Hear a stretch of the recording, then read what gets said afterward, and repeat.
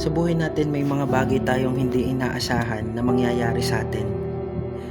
May mga bagay tayong makakasalubong or makakasagupa.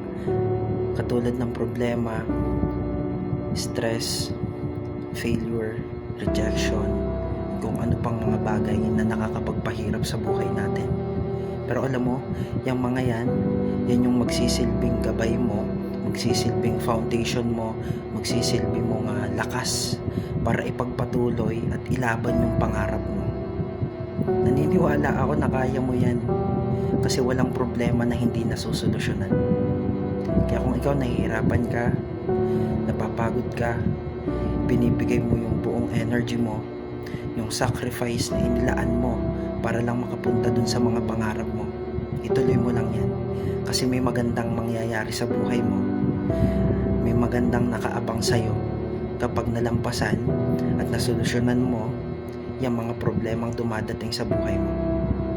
Alam mo, naintindihan kita. Kaya mo yan. Laban lang.